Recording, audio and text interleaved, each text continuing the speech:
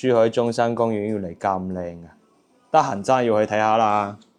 嗱，今日咧就帶大家嚟到實景睇一睇個公園景先。嗱，聽聞未睇即係未聽講過㗎嚇。公園景嘅樓盤，見到呢個景真係 amazing 啊！靚唔靚啊？望到成個公園景之餘咧，亦都可以望到我哋成一大片嘅海景。係啦，咁Sunny今日所在嘅位置咧，就係珠海唐家灣半島啦。咁其實咧，好多朋友嚟到唐家見到嘅樓盤咧，多數會以啲海景為主啦，即係包括早期嘅華發嘅綠楊灣啦，同埋一個紅樹東岸啦，全部喺晒唐家灣呢一邊嘅。咁佢哋主打都係啲海景，但係今日我哋睇呢個盤咧，就係人行嘅。咁佢主打就不單止係海景啦，有咁靚嘅公園景之餘啦，亦都會有啲山景單位推出俾大家嘅。咁我哋今日嚟到呢個位置咧，叫做濱海即係濱海灣嚇，人行濱海灣呢個位置。咁咧佢而家最售面積嚟講咧，就會有一個最細 size 啦，96個方3房。咁佢就係一個山景單位嚟嘅。咁依家Sunny所在呢一隻咧就係142平方嘅大4房海景公園景單位。咁中間仲會有一個115平方嘅。咁佢嘅面積段可以選擇嚟講咧係比較多嘅嚇。咁至於呢個位置嚟講咧，可能有啲朋友未嚟過嘅話，會覺得有啲陌生啦。咁其實都可以同大家分享下。因為依家講緊珠海唐家灣嚟講最熱門嘅一個消息咧，就係講緊我哋一個深珠通道，因為佢依家係已經叫做開始招標㗎啦。要準備起呢一條深珠通道。咁如果深珠通咗車之後，我哋由依家現時呢個位置去到深圳嘅前海，大概就30分鐘嘅車程，係非常之方便嘅。咁同埋咧，好多朋友嚟到唐家嘅印象，可能覺得周邊係比較荒蕪，冇咩商業配套俾到大家。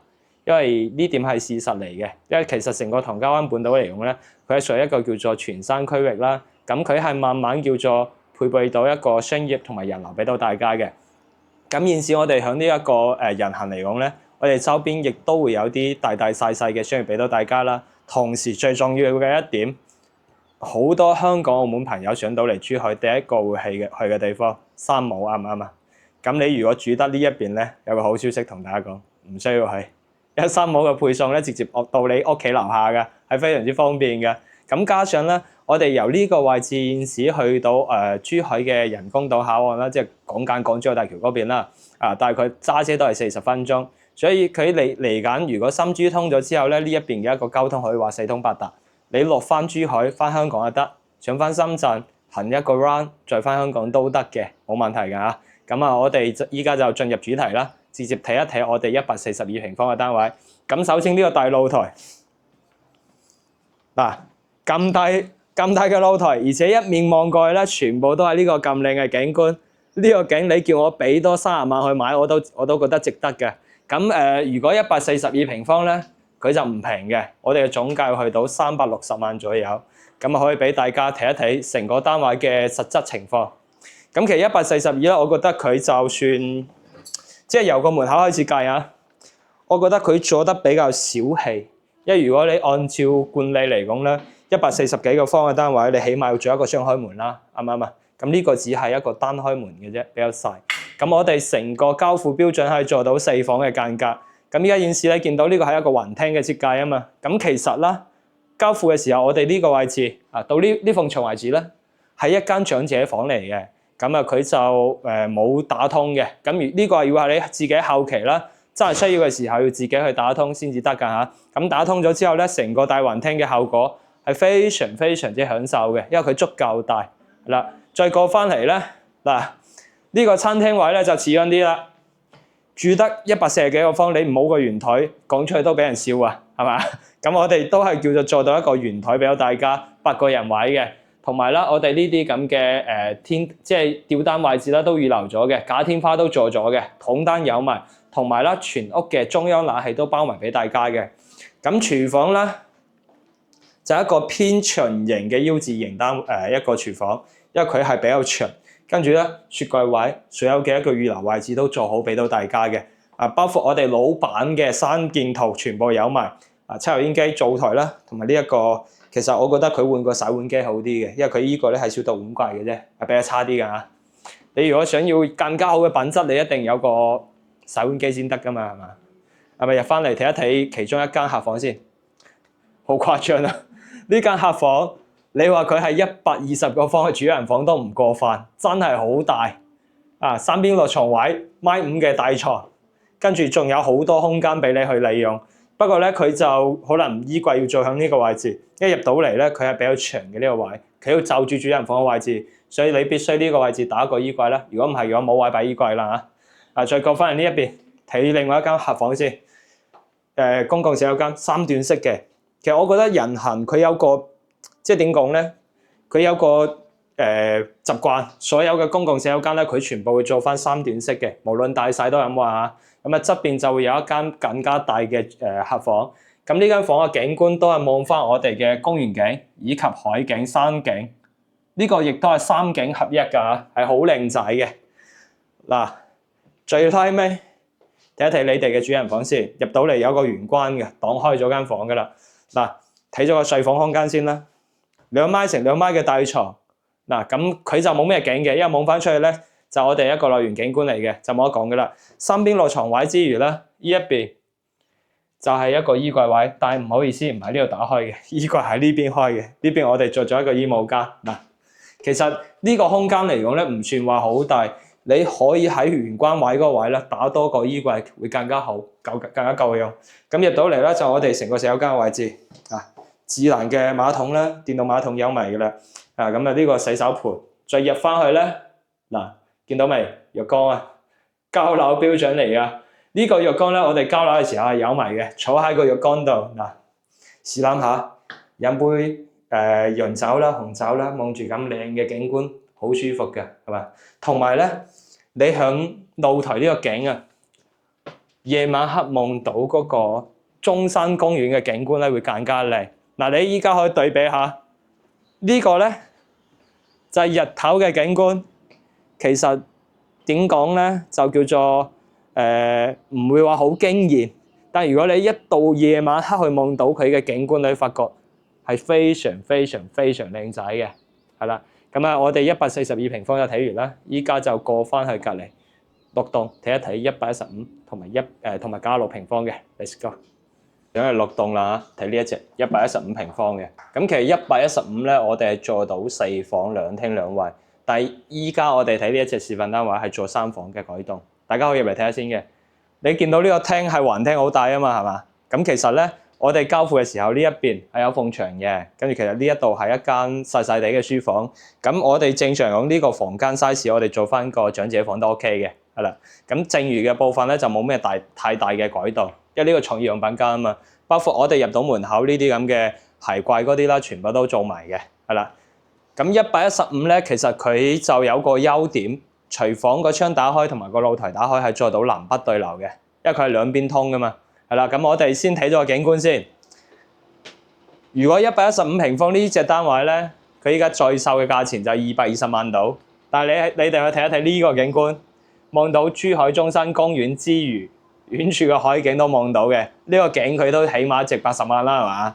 咁啊，成個間隔 size 一陣間再俾大家參觀下。咁其實呢個115咧，佢最大嘅優勢就係有呢個咁靚嘅景觀，同埋咧樓與樓之間樓近距其實都算 OK 嘅。如果我哋依家現時6棟同埋呢個5棟嘅一個樓近距，大概就去到60米度，都算還可以嘅嚇。咁啊，廳嘅 size 都係正常叫做115平方應該有嘅樣就係咁樣嘅啦，係啦。咁啊，餐廳位置嘅話咧，其實都唔算話特別大。成個餐廳位咧，我哋就做翻呢啲長台咁啊，6個人位係完全 OK 嘅。餐邊櫃都預留咗位置俾大家嘅啦。咁啊，再睇翻個廚房先。咁其實呢個廚房咧就好規則嘅，因為佢係一個叫做 U 字形咁滯嘅啦。啊，呢一邊就係一個操作台啦，即係我哋3件套全部喺晒度。咁呢一邊切菜嘅，擺家電嘅。咁啊，呢一邊雪櫃位啦，其實都 OK 啊，而且係有明廚嘅。成個間隔都算還可以。咁啊，再入翻嚟入邊嘅話咧，就3間房間，係啦。首先呢一度咧就係一個公共洗手間嘅位置，做咗3段式嘅設計，因為2衛有4房啊嘛，所以就做咗3段式嘅，係啦。再入翻去嘅話就係其中一間小朋友嘅房間啦，係做咗一個定制嘅榻榻米嘅。咁佢嘅景觀係非常之靚仔噶啦，同客廳嘅景觀係一模一樣，望到海景、山景、公園景嘅3景合一啊！呢個係咁啊，再入翻嚟就有另外2間房嘅。嗱，呢一間咧就冇咩景觀，但係咧佢就直勝在於好大，座女仔房係完全 OK 嘅，係啦。咁啊，接下嚟嘅話就我哋成個主人房啦。咁其實呢個主人房嘅空間2米床，3邊落床位係綽綽有餘嘅，而且咧有埋兩邊嘅一個櫃啦，加埋套廁做到俾大家嘅。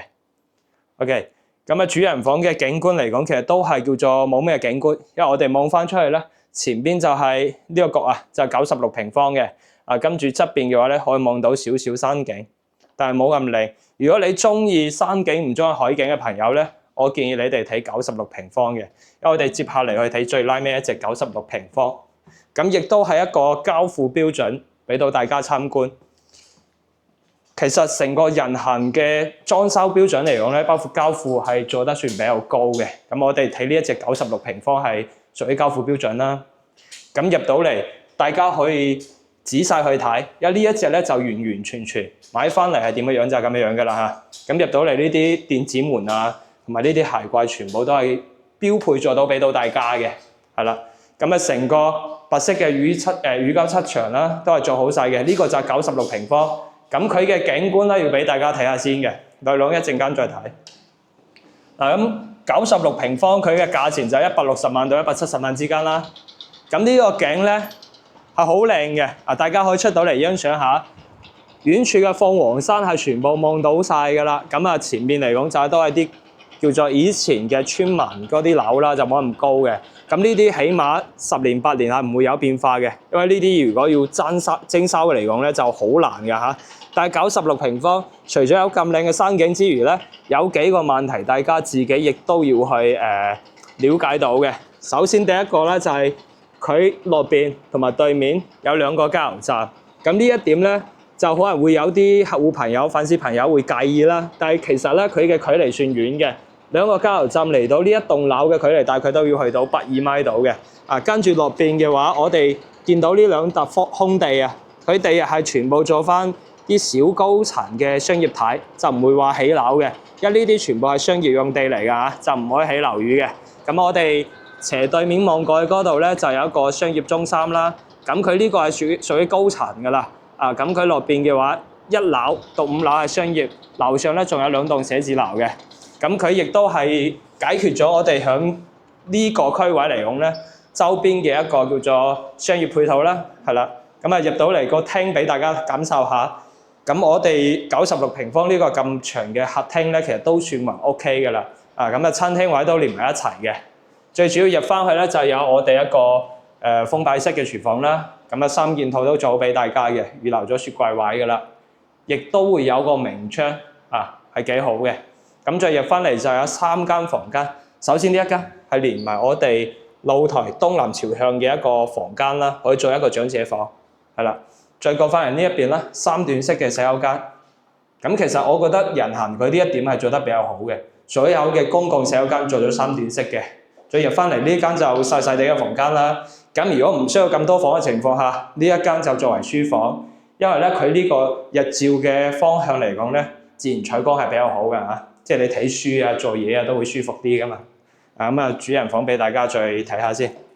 主人房咧就冇咁大嘅呢一間屎神嚇，入到嚟就有我哋一個陶瓷啦，做俾大家㗎啦。咁睡房空間嚟講就1.8米床嘅啫，2米床就有啲勉強，都可以做到3邊落床位。但係同115比，佢就少咗2個衣櫃嘅位置，即係你衣櫃只可以擺向呢一邊㗎啦，一邊打一排衣櫃，即係你只可以擁有一邊床頭櫃，兩邊係做唔到嘅。咁佢嘅景觀嚟講，我哋亦都係望到個山景啦，都係靚仔嘅。同時大家有冇留意一點咧？人行佢不嬲買樓，所有咁樣嘅中央冷氣全部都係屬於交樓標準。因為其實我哋買完樓之後，你嘅裝修用到最多錢嘅成本喺邊度咧？就係冷氣度啫嘛。其他嘅家私家電其實就唔會話特別貴，即係睇你自己點樣去揀嘅啫。你想5萬蚊裝一間屋又得，你想10萬都得嘅。但係如果你話冇冷氣嘅情況下，我擠3房或者4房，全屋嘅冷氣起碼都去到4到5萬蚊，呢個係找唔到㗎啦。但係人行嘅話就全部包晒俾你。咁我哋所有嘅單位咧就全部睇晒㗎啦。如果係142平方，我哋嘅總價就360萬啦。咁如果係115平方，220萬左右。咁呢一隻160到170萬，咁啊大家就睇餸食飯。如果你話我追求公園景、海景最靚嘅，一定係142平方，因為佢係一字打開，全部望晒嘅。咁如果你話我唔需要咁大啦，係咪中間中地嘅單位4房咁上下嘅115啦，而且銀碼唔會太高，200幾萬。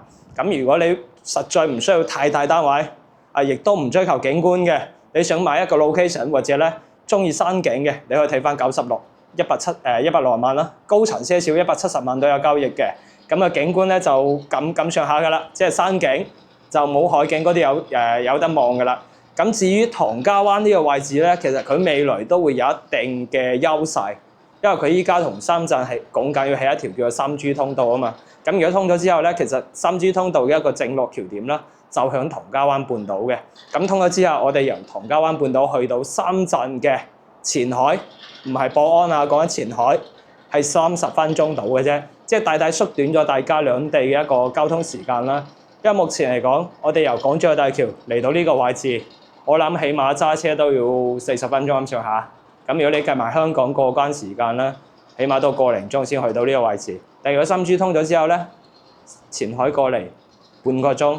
咁我諗你住響上水粉嶺嗰班朋友啦，嚟到呢一邊1個鐘都唔使，係嘛？係非常之方便嘅。所以其實呢個位置係唔差嘅。加埋咧，依家成個珠海嚟講，我哋重點嘅一個打造方向，一係就橫琴，一係就唐家灣，一係就金灣。其他區域嚟講就冇咩優勢嘅。咁對於人行呢個樓盤，大家有興趣嘅，可以隨時私信我啦。咁我哋下一期節目再見，拜拜。